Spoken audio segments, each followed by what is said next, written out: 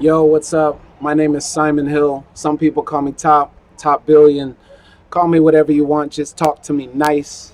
Anyway, I'm gonna talk about things that I've reflected on since I've quit rap, things I appreciate about hip hop, things I regret, and talk about what broke my heart in hip hop. So, yeah, let me just get to it. Let's not waste your time. I started rapping when I was 16. I was born in 1990, by the way.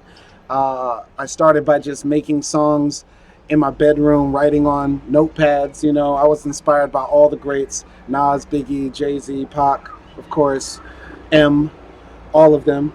And I started by making songs with my friends from high school. I went to university. I graduated from Loyola University in a degree in music. While there, I met many other people who were artists, rappers of all different genres, too. It was a dope experience. And during my time as a rapper, I released a lot of mixtapes, a lot of albums online. And I also went out to like the streets to pass out CDs in my school, passing out CDs. I did a lot to try to get my name out there. Um, in Monroe, Louisiana, where I'm from, we don't have a lot of opportunity to express ourselves and get our art out. There are no open mics, there are no venues, no way for anybody with talent to try to get out their talent or practice their talent, especially hip hop. And I remember as a kid when I wanted to be a rapper, my parents were absolutely against it and they were extremely negative towards hip hop. I remember listening to Nas's It Was Written in my bedroom, and my dad came home one day from work and cracked my CDs in half and threw them away and told me, don't listen to that, you know, that type of music. Don't listen to that shit, you know? And uh, I remember my mom saying that only ignorant or ghetto people like hip hop or listen to hip hop, and that both of them told me that I would never become a rapper.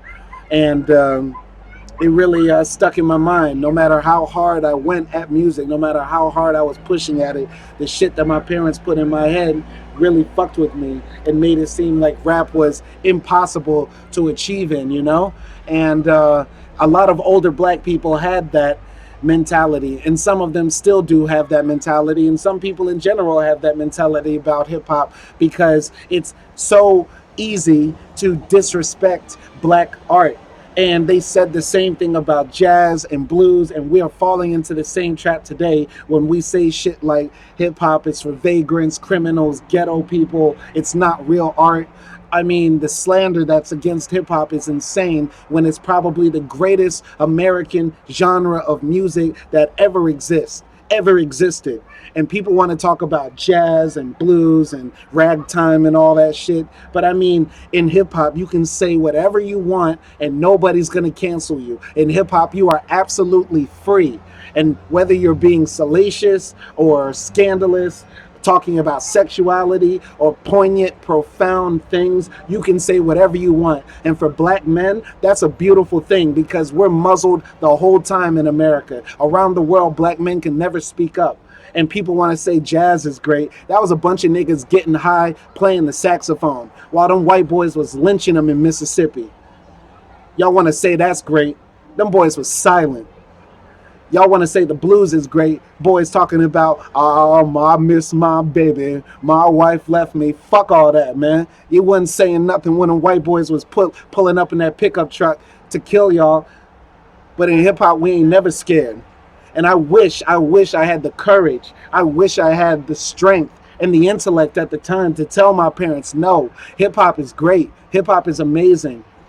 And hip hop is a great talent talented art form, man. It takes talent to do this shit. And it's not ghetto music. It's not music for the vagrants and the low lifes of our society, man.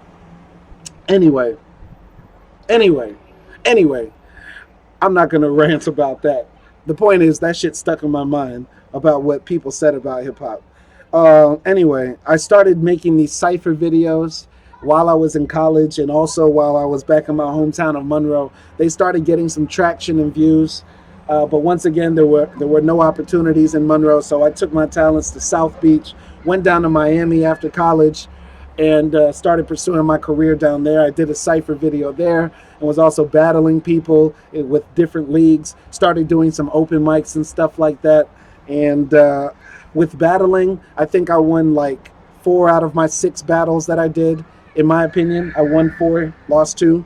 And with the open mics, that were cool, but it really didn't open any doors or opportunities for me. I would go and perform and nothing would happen.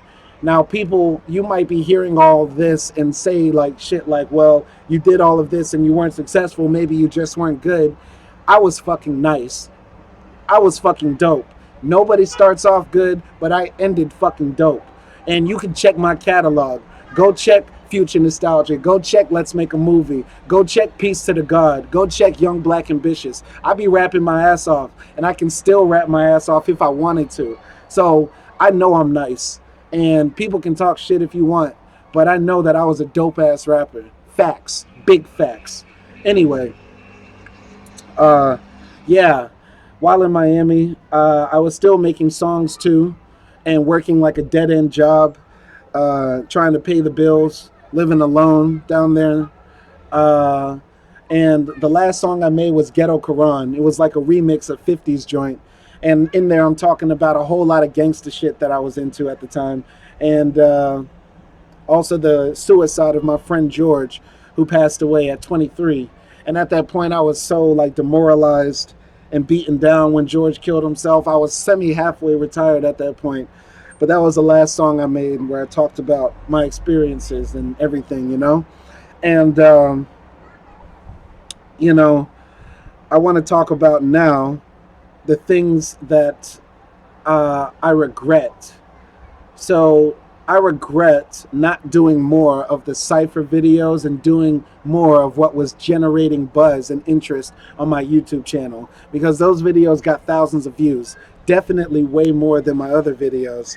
Um, by the way, I have to mention, when I was uploading music videos in college, because I started editing my own videos while I was in university, somebody hacked into my YouTube channel and deleted my old YouTube channel. That's why if you look at this channel where I'm uploading this, it says the new channel for Top Billion CMG, because on my previous channel, every video I uploaded of just me was getting like thousands of views. But somebody hacked into my channel, hated on me, and deleted my channel, and I had to start all from scratch, and the views just didn't come back. So a lot of these videos that are now today at like 500, 700 views, they actually had thousands of views in the past, but they were deleted. Somebody hacked my shit in college. Anyway, the cipher videos I was making were getting lots of views, but they were really singles for my mixtapes, for my albums that I was putting out, and they never translated into more downloads or more clicks from my music, So even though I was getting my face out there, it wasn't translating into me getting more plays for my shit. And that's really all I ever wanted, And I'm a leader amongst men, and I appreciate bringing people together for a common cause, for a common good, to help all people out, because everybody should eat from this rap shit. But I can only go so far. My YouTube channel was not monetized, so all those cipher videos were not getting me buzz, and I wasn't actually getting any money after putting all this effort and bringing these people together to get them exposure as well. So it's like I just couldn't continue doing those. But maybe if I did continue for another year, 2, 3, maybe my channel would have grown and maybe I would have got millions of views. But I can't speculate on what would have been, could have been, should have been. I can only talk about what happened. And at that time, I made a realistic choice to just let it go. Another thing I regret is that I let people get in my head and tell me how I should release my music, make my music, because I was very prolific. Towards the end of my career, I could make like 3 songs in a night. And I'm talking about 3 verses, not just 1 verse, some shit like that. I could do that easily. And the verses would be dope. It wouldn't be trash, and I let people tell me that I shouldn't release so much music. If you think I have a large catalog now, when you go on my YouTube, my Bandcamp, my SoundCloud, or anything that's floating around in the ether related to Top Billion, you'll find a whole lot of music. but I guarantee you that there is a treasure trove of shit on hard drives, computers, flash drives that I've lost over the years that I'll never recover. And I hate that because I love those songs and I wish I put them all out there so that I could listen to them now, you know? And I'm not saying that would have caused me to be successful, but I do believe that quantity beats quality, especially if the person is a talented artist. People want to say that if you release one good song or one good album, that's enough. But in hip hop, that doesn't work. All the top artists are constantly releasing music or doing features or prominently putting their music out there. There's no artist except maybe Kendrick Lamar and J. Cole, two top rappers who release whenever the fuck they want, years in between. Other than that, everybody has to constantly be on the grind. And I was doing that back in 2012, 2013, putting out like two mixtapes, putting out a mixtape every 2 months, you know? And people were telling me not to do that. But I mean, what am I supposed to do? Sit on my hands, sit on this music? No, but I let people get in my head and tell me to slow down when I should have sped up and put my foot on their neck. Anyway, things that I appreciate about my music career. I appreciate that I got the opportunity to create a time capsule of a young me. And I can listen to myself at 19, 20, 21, 22, 23. I can do that and check who I was, I can listen to myself at 21, 22, 23 and, understand who I was. And that's a beautiful thing, Um, and I appreciate my music, and it's your loss that you didn't appreciate my music because I was talking about everything under the sun from, man, my parents' domestic violence, uh, alcoholism, struggling with alcoholism, fighting depression, uh, love, lost, being in love, losing love, gangster shit, politics, the war on terrorism. I mean, name it, I got a verse for it. I got a bar for it. I got battle songs, party songs, all types of joints, man. Go check them out, man. Check them out. Check out Paying Dues, man. Oh, man. Anyway, I appreciate my music, and I'm glad that I can listen to myself and show that to my children if I have them one day, who I was at that age. And another thing that I appreciate is that I now have a deeper appreciation for hip hop. A lot of you are seeing my channel and seeing that I've been playing my guitar recently, and I've been writing songs since maybe December. I bought my guitar in December. I'm recording this video in Istanbul right now, and it's March, and writing these songs are a walk in the park compared to, writing a 3-verse, 16-bar, different flow, metaphors, similes, that sort of thing for hip hop. I mean, it's night and day. It's like taking candy from a baby writing these songs. And this is another reason why we need to appreciate hip hop, because if Nas, Andre 3000, Pharoah Monch were singer-songwriters, people wouldn't know who Bob Dylan was, man. I mean, these people are lyrical masterminds. It takes lyrical talent and skill to be a great rapper, way more than a singer-songwriter. And yes, playing the instrument is hard, but so is catching a beat, staying on beat, catching a flow, performing these songs, man. And people are going to say in the comments, a singer is more talented than a rapper because they have a talent that is a gift, right? But I would argue Mariah Carey couldn't do what Lil Baby does, Celine Dion could never do what Gunna does or Kevin Gates does. I mean, these guys are singing while rapping, catching these flows in different pockets of the beat. That's amazing, and it's impeccable. And we need to really put some respect on hip hop, man. Real respect on hip hop. And yeah, probably another thing I want to comment about that broke the camel's back and broke my heart about hip hop is I remember when the Meek and Drake situation happened, and Meek exposed Drake for having a ghostwriter. And I've always respected Drake as a lyricist, but when that shit happened, that shit really just that shit made me say I'm done, man, because it's unfair. It's cheating, man. Because think about this, man. You might be laughing at me for getting upset about two rich niggas having a dispute, but I was spending my night and days trying to compete with those niggas, and I'm writing from my heart, my soul, my brain, my mind, and these dudes have like snipers in the studio crafting the dopest verse that you ever heard for them, and that's not fair. They're cheating. It's like you're doing 1,000 crunches in the day in the gym, and your body goals idol is putting horse urine in his ass. He's on the juice. He's on the steroids. You can't compete. So it's like when I found out that the top rappers who claim to be lyricists are fucking cheating, it broke me down, bro. I can't fuck with that. And we've always had producer rappers in hip hop. We all know Dre's rhymes were written by Ice Cube. We all know MC Ren wrote Eazy-E's rhymes. We all know Mace and Biggie wrote Diddy's rhymes. But what did Diddy say? Don't worry if I write rhymes, I write checks. We give a pass to those people.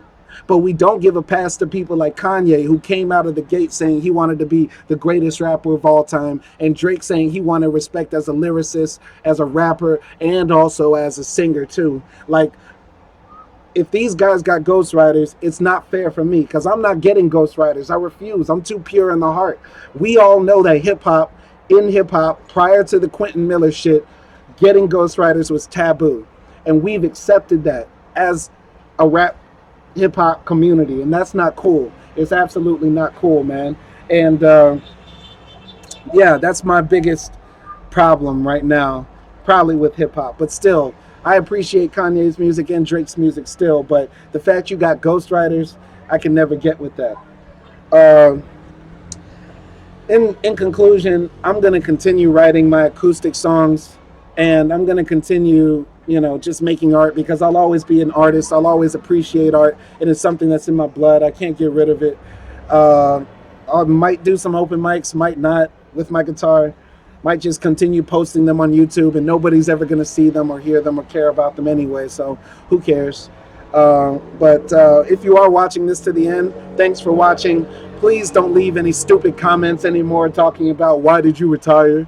Why did you retire? Because if you were listening to my music, I wouldn't have retired. If I had at least one person believe in me, one person say that they were my number one fan, one person that said that they loved this album, loved this song, loved this bar, just one person, I would have never let it down because I wouldn't have wanted to let them down. But obviously, I might not have been good enough, or what I had to say didn't matter, but I thought it mattered. And hopefully one day the world will know that Top Billion's words mattered. But c'est la vie. I'm not upset. I got to travel the world without hip hop. I didn't have to become a ball player or a rapper like I thought I did when I was a kid to see the world. I fucking been to Africa, to Asia, to Europe, back to America. Now here I am in Turkey, in Istanbul. And life is good. I'm not saying this out of anger. I'm saying this from my soul and my heart and how I feel about my music. I love my music. I'll always love my music. I'm going to continue making songs if I want to. If I don't, it doesn't matter. And that's just me. So for anybody who ever is a fan, if you're a silent fan, please speak up if you are. I'm not asking you guys to shower me with compliments. I'm not trying to fish for compliments. But if you're watching this and you were a fan of me, put the name of a song that you love in the comments. Put the name of an album that you appreciated, something.